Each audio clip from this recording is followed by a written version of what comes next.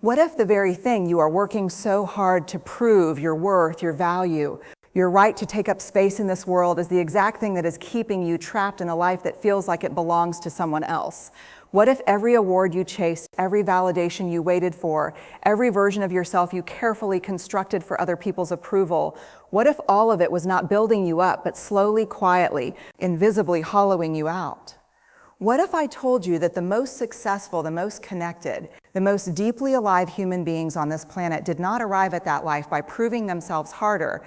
They arrived by stopping, by making one terrifying, life-altering decision that they were already enough. Not when they achieved more, not when people finally understood them, right now, as they were. What if that single shift from proving to being is the only real transformation that has ever mattered? Stay with me, because in the next few minutes, everything you thought you knew about strength, success, and worthiness is about to be completely, beautifully, and permanently dismantled. What if the armor you built to protect yourself is actually the prison keeping you from the life you were meant to live? Think about the last time you walked into a room and immediately started calculating. Calculating whether you were dressed right, whether you were smart enough for the conversation, whether the people around you could sense that somewhere beneath the confidence and the competence and the carefully constructed version of you, there was someone who was terrified that they simply were not enough. If you have ever felt that, you are not broken, you are human. But here is the devastating part. Most people never stop. Most people spend their entire lives inside that calculation. And that chronic, exhausting, invisible performance of worthiness is costing them something they cannot get back, the actual experience of being alive. There is a word that lives at the center of this conversation, and most people flinch when they hear it. That word is shame, not guilt. Guilt says, I did something bad. Shame says something far more corrosive. Shame says, I am bad. Shame says, if you really knew me, if you saw the failures I have hidden, the fears I carry, the contradictions I live inside, you would leave, you would judge, you would confirm every terrible thing I have always suspected about myself.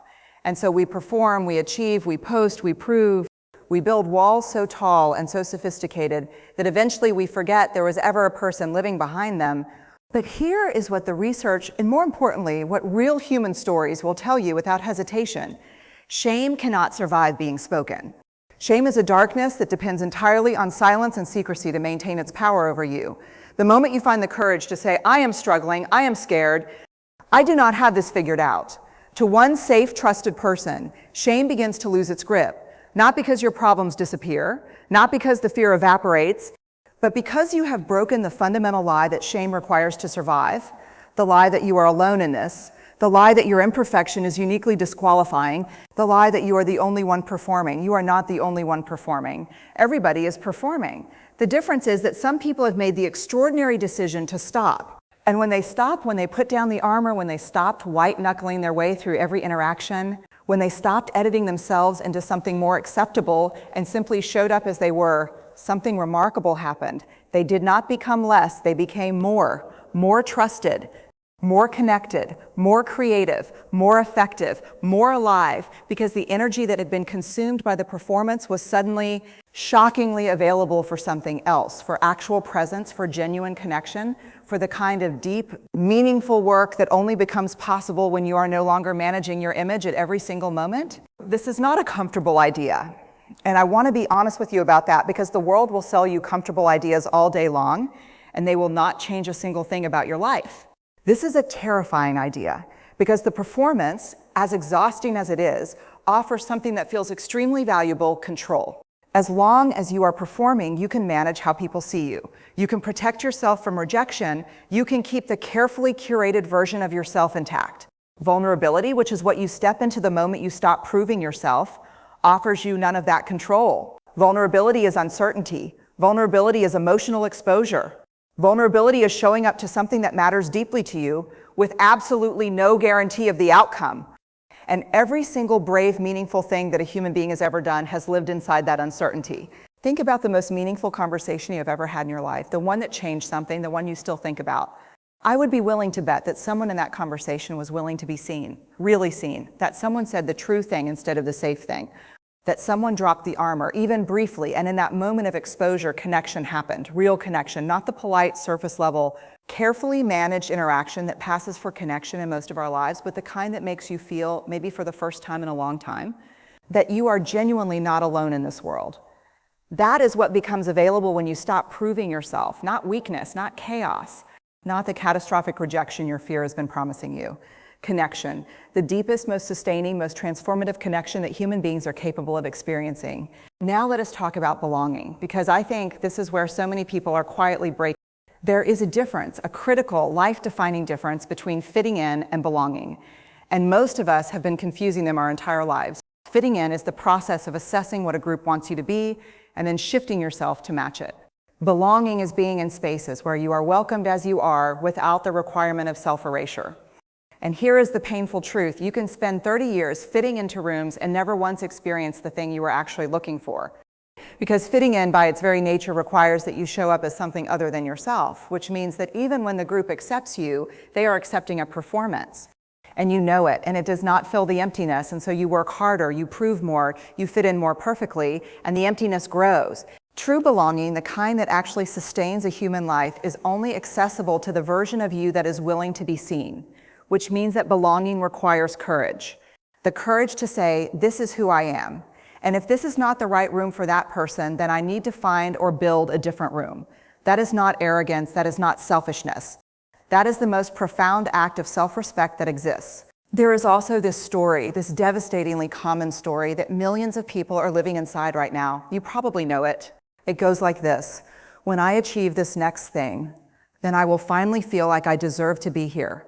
When I get the promotion, when I hit the number, when the relationship looks right, when I lose the weight, when I have the house, then I will feel enough. And so people climb, they achieve, they hit the goal. And for a brief, beautiful moment, relief, a temporary settling of the anxiety, a momentary quiet of the proving, and then almost immediately the bar moves, because it always moves, because the bar was never the actual problem. The problem was never what you had or had not achieved. The problem was the foundational belief that your worth was conditional, that it was something you had to earn and keep earning indefinitely from an external source that was never going to give you a receipt that said paid in full, you are enough, you can rest now. That receipt does not exist outside of you. It has never existed outside of you.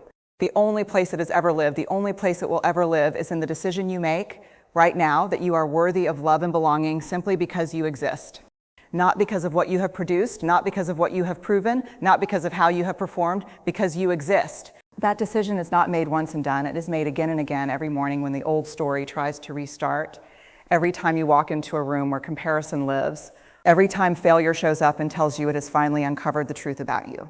It is a daily practice of looking directly at the voice that says, prove yourself, and saying, with extraordinary gentleness and extraordinary firmness, no, I am already here. I am already enough, and I choose to show up from that place, not from fear, but from wholeness. Wholehearted living, that full, present, courageously imperfect engagement with your one life, is not the reward you get after you have finally sorted yourself out. It is not what happens after you have fixed all your broken parts. It is a decision to stop waiting for that moment because that moment is not coming. The broken parts are part of you. The fears are part of you. The contradictions, the failures, the unresolved questions, they are not obstacles to your whole life. They are your whole life.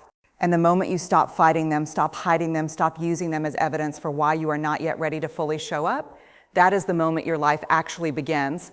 You have been waiting for permission. You have been waiting for someone to look at all of you, the magnificent and the messy, the brave and the terrified, the achieved and the failed, and say, yes, you, exactly as you are. You are enough to be here. I am telling you right now, that person is you. That permission is yours.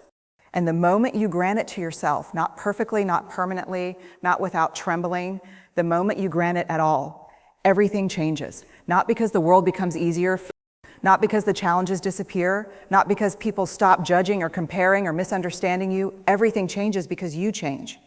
Because you are no longer spending the most precious resource you have, your energy, your attention, your emotional life, on a performance that was never going to give you what you actually needed. What you actually needed was never their approval. What you actually needed was your own.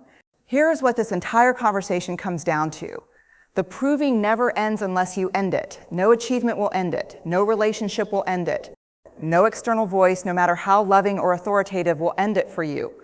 The exhausting loop of performance and validation and temporary relief and new higher bars, that loop has one exit door, and it is located entirely on the inside. The exit is the decision that you are not a project to be completed before you deserve to take up space.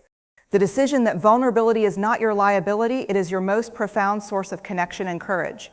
The decision that belonging requires your presence, not your performance. The decision that wholehearted living, messy, imperfect, fully felt, courageously shown up for is not something you earn, it is something you choose. You have spent long enough proving yourself to a world that was never going to hand you the worthiness you were looking for. It was always yours. It was always inside you, waiting quietly beneath all that armor, all that achievement, all that exhausting, beautiful, completely unnecessary performance. Put the armor down, show up as you are, let yourself be seen. Because the moment you stop proving yourself truly, deeply, finally stop, everything changes, and that everything includes you.